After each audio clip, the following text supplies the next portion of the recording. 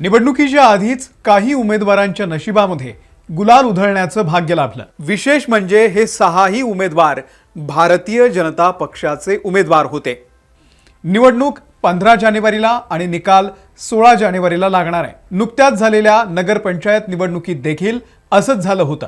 निवडणुकीच्या आधीच 3 नगर परिषदा भाजपनं बिनविरोध जिंकलेल्या होत्या आणि 100 पेक्षा जास्त नगरसेवक निवडणुकीच्या आधीच विजयी झालेले होते। आणि आता महानगरपालिकेत देखील भाजपनं मॅच सुरू होण्याच्या आधीच खातं उघडलंय। मुंबई महानगरपालिकेमध्ये भाजप आणि शिंदे सेनेच्या एकेका उमेदवाराचा अर्ज बाद झालाय। त्यामुळे या दोन्ही वॉर्डमध्ये महायुतीचा उमेदवार नसेल। त्यामुळे त्या ठिकाणी राज ठाकरेंच्या मनसेच्या उमेदवाराचा मार्ग सोपा झाल्याचं बोललं जातंय। सविस्तर जाणून घेऊयात या व्हिडिओमधून। नमस्कार, मी अमोल किन्होळकर, आपण पाहत आहात महाराष्ट्र टाइम्स ऑनलाइन। राज्यात 29 महानगरपालिका निवडणुकांसाठी काल एबी फॉर्म वाटण्यात आले आणि सगळीकडे सगळ्याच पक्षांमध्ये जबरदस्त भांडणं झाली।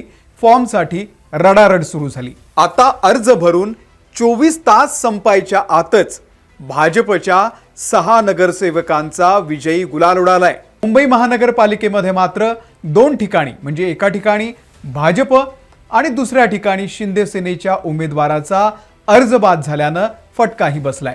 त्यामुळे मतदानाच्या पूर्वीच या दोन्ही प्रभागांमधून महायुती रिंगणाच्या बाहेर पडलेली आहे। मुंबईतल्या वॉर्ड क्रमांक 211 आणि वॉर्ड क्रमांक 212 मध्ये महायुतीचा एकही उमेदवार रिंगणामध्ये नसेल। मुंबईतल्या वॉर्ड क्रमांक 211 मध्ये एकनाथ शिंदे यांच्या शिवसेनेच्या उमेदवाराचा अर्ज दाखल झाला, पण पुरेशी कागदपत्र जोडली नसल्यानं त्यांचा हा अर्ज बाद करण्यात आला। तर वॉर्ड क्रमांक 212 मध्ये भाजपच्या उमेदवार मंदाकिनी खामकर यांचा उमेदवारी अर्जही बाद ठरवण्यात आलाय। मंदाकिनी खामकर यांना एबी फॉर्म मिळाला, मात्र त्या उमेदवारी अर्ज दाखल करण्यासाठी कार्यालयात 15 मिनिटं उशिरा पोहोचल्या। त्यामुळे निवडणूक आयोगानं भाजपच्या मंदाकिनी खामकर यांचा उमेदवारी अर्ज बाद ठरवलाय। आता या वॉर्डमध्ये ठाकरे बंधू युतीच्या मनसेच्या उमेदवार श्रावणी हळदणकर या आहेत आणि सोबतच याच वॉर्डमध्ये अखिल भारतीय सेनेच्या गीता गवळी यांचाही अर्ज दाखल आहे। सोबत काँग्रेस आणि अन्य पक्षाचे उमेदवारही रिंगणात असले तरी सुद्धा ठाकरे बंधूंच्या मनसेच्या उमेदवार श्रावणी हळदणकर यांच्यात आणि गीता गवळी यांच्यामध्ये लढत होणार आहे। भाजप महायुतीचा उमेदवार नसल्यानं राज ठाकरेंच्या मनसेसाठी या वॉर्डमध्ये निवडणूक सोपी झालेली आहे। पण त्यातही भाजप आणखी काही वेगळी खेळी खेळणार का हे सुद्धा पाहणं महत्त्वाचं आहे। कारण भाजप शिंदे सेना यांच्यासाठी एक जागा एक नगरसेवक फार महत्त्वाचा आहे। एकीकडे भाजपचा असा भ्रमनिरास झालेला असताना दुसरीकडे मात्र 5 नगरसेवक भाजपचे निवडणुकीच्या आधीच विजयी झालेले आहेत। यामध्ये कल्याण डोंबिवली महानगरपालिकेमधील रेखा चौधरी, आसावरी नवरे आणि रंजना पेणकर या 3 नगरसेविकांचा समावेश आहे। कल्याण डोंबिवलीच्या प्रभाग क्रमांक 18 मधून रेखा राजन चौधरी यांना उमेदवारी मिळालेली होती। त्यांनी अर्ज दाखल केला होता, मात्र त्यांच्या विरोधात अर्ज दाखल करण्याच्या अखेरच्या क्षणापर्यंत एकही विरोधकानं उमेदवारी अर्ज दाखल केला नाही। त्यामुळे भाजपच्या रेखा चौधरी यांचा विजय झालाय। तर कल्याण डोंबिवली महानगरपालिकेमध्येच पहिल्यांदाच निवडणुकीच्या रिंगणात उतरलेल्या आसावरी नवरे यांचाही विजय झालाय। आसावरी केदार नवरे यांनी पॅनल क्रमांक 26 क मधून खुल्या प्रवर्गामधून उमेदवारी अर्ज दाखल केला होता। त्यांच्या विरोधात एकही अर्ज न आल्यानं त्यांची निवड बिनविरोध झालेली आहे। कल्याण डोंबिवलीमध्ये भाजपच्या 3ऱ्या उमेदवारही विजयी झाल्या। पॅनल क्रमांक 26 ब मधून रंजना मितेश पेणकर या विजयी झाल्या, त्या बिनविरोध झाल्या।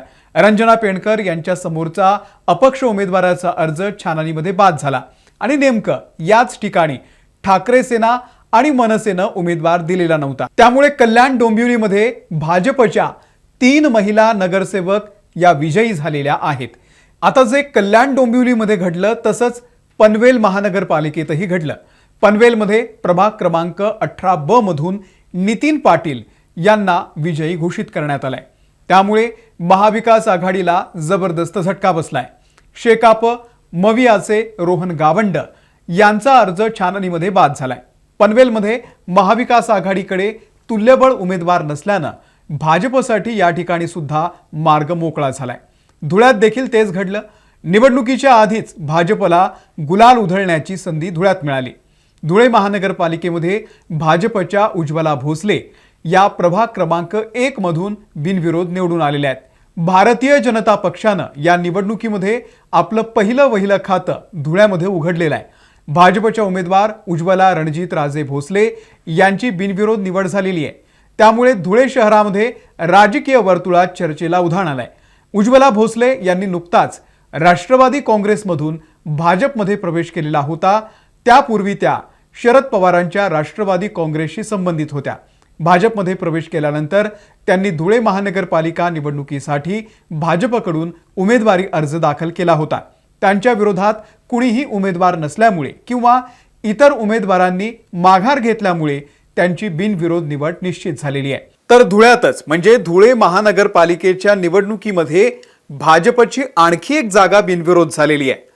प्रभाग क्रमांक 6B मधून भाजपच्या ज्योत्स्ना प्रफुल्ल पाटील बिनविरोध निवडून आलेल्या आहेत. विरोधी उमेदवारांचे अर्ज नसल्यानं ज्योत्स्ना पाटील यांची बिनविरोध निवड झाली. महानगरपालिका निवडणुकीच्या पूर्वी भाजपच्या या 2 जागा बिनविरोध आल्या. विशेष म्हणजे ज्योत्स्ना पाटील यांनी नुकताच शिवसेना ठाकरे पक्षामधून भाजपमध्ये प्रवेश केलेला होता. 30 तारखेला खरं तर दुपारपर्यंत अनेक उमेदवार आपापल्या उमेदवारी अर्ज मिळावा, एबी फॉर्म मिळावा यासाठी झगडत होते. तर त्यानंतर 24 तासाच्या आत भाजपचे 6 नगरसेवक निवडूनही आलेत. अजून अर्ज छाननी बाकी आहे. हा आकडा कदाचित वाढूही शकतो. अत्यंत प्रतिष्ठेची बनलेली ही निवडणूक सर्वच पक्षांसाठी अस्तित्वाची लढाई आहे. त्या दृष्टीनं एकेका नगरसेवकाचं महत्त्व वाढणार आहे.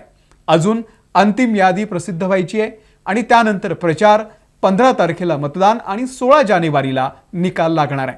मात्र भाजपसाठी त्याआधीच खातं उघडलं जाणं हे आत्मविश्वास वाढवणारं असेल. बघूयात, घोडा मैदान दूर नाहीये. या निवडणुकांमध्ये कोण विजयी होतोय, कोण कोणाला चितपट करतो हे लवकरच कळेल. तुम्हाला याबद्दल नेमकं काय वाटतंय? कोणता पक्ष वरचढ ठरेल, कोणाचं पारडं जड असेल, आम्हाला कमेंट करून नक्की सांगा. या व्हिडिओमध्ये इथेच थांबतोय. आमच्या महाराष्ट्र टाइम्सच्या यूट्यूब चॅनलला जर तुम्ही सबस्क्राईब केलेलं नसेल तर सबस्क्राईब करा. आम्ही फेसबुकवरती सुद्धा आहोत. तिथेही बातम्यांचे अपडेट देत असतो. आम्हाला फॉलो करा. धन्यवाद.